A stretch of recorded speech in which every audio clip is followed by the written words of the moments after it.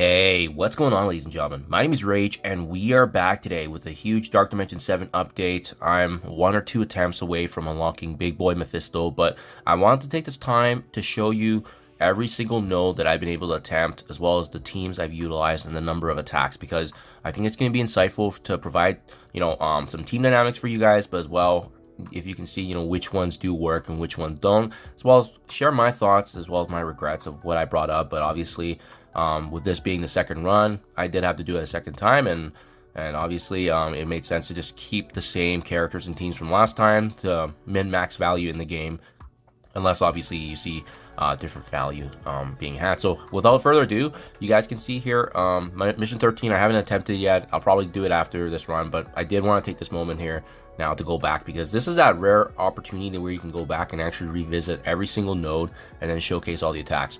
So this is the very first mission here. This is not the same team I brought up in my first Dark Dimension 7 run. Reason being is because Old Man Logan wasn't introduced in the game yet, and then as well we didn't have Annihilators. But these first 3 nodes, silky smooth if you have Annihilators. And it makes sense. If you guys already built up these characters for Arena, it's going to be huge, right? We have Old Man Logan kind of carrying the load here. Once again, he's an absolute beast in Dark Dimension. If you can get him upgraded earlier on, he's going to help a lot, especially later on in the Legendary section. But yeah, I had the luxury of having Thanos Endgame, Gladiator, and Skrull for these first couple nodes. So they're able to share energy. They're able to give each other energy and control the match quite a bit. And then don't forget, Thanos Endgame has that passive where he triggers below that 50%.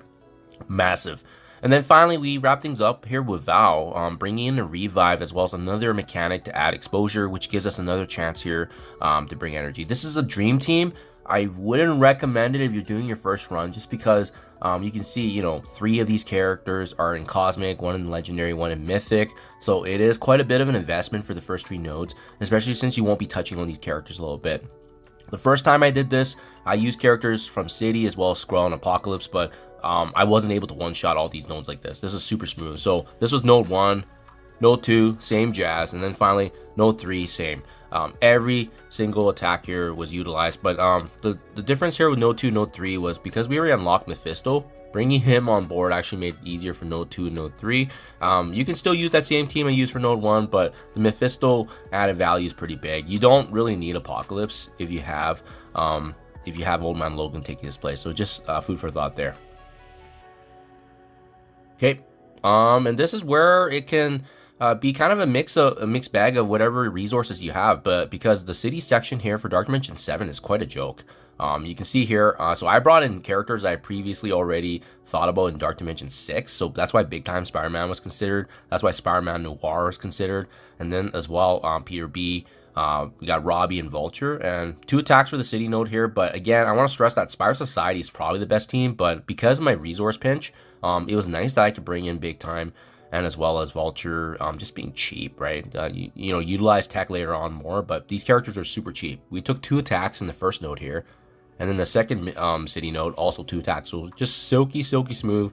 This was the exact same team that I used live before, but I was more efficient this time around, 2 and 2 attacks. So yeah, again, this is not the best team because the city section is just easy, right? If you have Robbie, if you have aspects of Spire Society, you'll be Gucci. Also, if you have aspects of just Sinister 6, Superior 6 characters, if you're planning to bring them up to Dark Dimension 8, you're gonna get some value here as well. Then we have what's arguably probably the hardest section out of all the Dark Dimension 7, the global. The global non-mythic, non-legendary section is a huge mixed bag. I mean, you can go the route of Illuminati, you can go the route of the full Extreme X-Men team, but for me, I love this mixture here of Cabal plus Nightcrawler plus Black Knight. Each and every one of these characters were used in some way during that time in the game, whether it's in Crucible, Black Knight was in the arena meta for me, and then we also have Nightcrawler being part of the Extreme X-Men for raids and so forth, right? So this made sense to me. Now, the one thing I will say is, I do feel like these nodes don't really matter with or without Black Knight. The reason I brought him in was because, once again, value, and I think I brought him into the first 3 nodes in my first run. Well, he's not really relevant. If you have other characters like Lady Deathstrike, she's probably a stronger slot in, but otherwise, I would keep the Cabal plus Nightcrawler because they're just such a good mix of traits and synergy. The Cabal is so good through these nodes. 5 attacks on the first global node.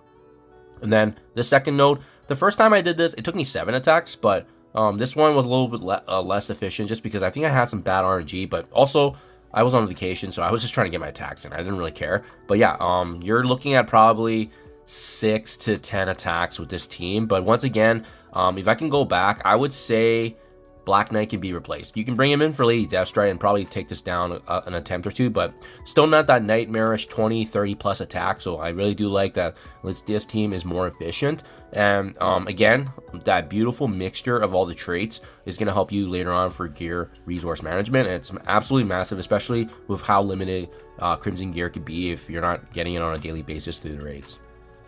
Then, in my honest opinion, what comes is probably either the easiest or second easiest section in all of Dark Dimension 7, which is the Cosmic, right? Remember, I game planned that I would be bringing in the Annihilator characters. I knew that they were going to be part of my arena meta, so it made sense that all 3 of them were already upgraded all the way.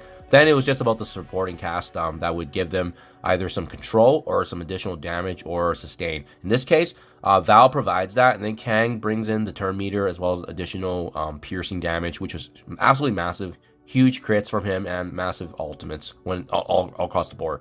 So obviously the only thing I would say about this team is that there's a lot of Osmium characters going around, right? There's Val and Thanos Endgame. I also brought in Nightcrawler, so you do need to be mindful of that unique. Otherwise, you can get the job done here with the 3-piece Annihilator plus 2. It's that easy. These sections, this entire section here is probably going to take you 1 to 3 attacks regardless of which team you use, so as long as you have some core essentials. It's just not a hard section overall. You can see that took 1 attempt. I think was it, yeah, 2. This one I could have one-shotted, but I was lazy, so it ended up in a bad spot. So I just figured, yeah, whatever, it's just another day. So we can cancel out and bring in the extra attacker to finish up.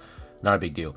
Now, I've heard actually good things about Legendary. The Legendary is moderate if you have Old Man Logan built up, right? So for me, I think this is probably just one of the worst teams you can bring up. Like Adam Warlock and Rogue.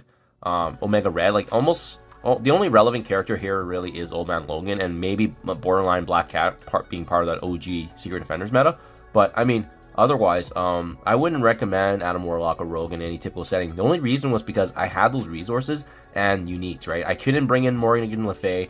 I couldn't bring in Red Hulk because of the Biogear constraint. There's a lot better characters I could have brought in, but this is kind of what worked for my game plan. And you know, I was surprised. I was surprised we actually did get the one shot here in the second run. I think the first run it took me like 2 or 3 attacks, which was not terrible. But it's the second node that you'll probably do a little bit more. 3 attacks on the second node.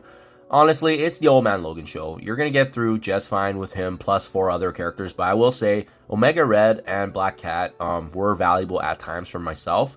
I do like the fact that they didn't cost a lot either. But yeah, Rogue and Adam Warlock, definitely do not bring them in. This is just a showcase that you can get the job done with or without these 2 characters. It's more of the Old Man Logan show and just trying to, you know, sponge all the damage and spread all the trauma and debuffs, right? And then finally, we have the Mythic section here. And then I don't have these videos out yet, hence why it's kind of nice and valuable to show you guys. But yeah, it's super easy because this time around we get Mephisto added. But the first time I did this, I think it took me 4 or 5 attacks for each of these nodes, and that's without Mephisto, right? So that's Skrull, Apocalypse, Kestrel, and as well as Dormammu. Honestly, it doesn't feel like the best team. Kestrel's kind of useless. I mean, honestly speaking, I like the fact that she did have that split kind of mixture there with skill and tech gear, so that was nice for resource management. But if I can go back, I think Ultimus is a solid option. Maybe Ultimus and I think Dr. Doom probably would have been better than Dormammu as well, but it is what it is at this point. You're gonna get through it. 3 to 4 attacks, maybe 5 attacks each if you have bad RNG. But overall, because we have Mephisto in the second run, these nodes are quite easy. So there you guys have it, my full Dark Dimension 7 run. Hopefully this is helpful. Hopefully this gives you guys some insight on what to invest in, and once again, my regrets, but as well, which sections to pay attention to. So yeah, let me know what your guys' game plan is. Hopefully this is able to point you guys in the right direction. Thank you for your time as always, and I'll catch you guys in the next one.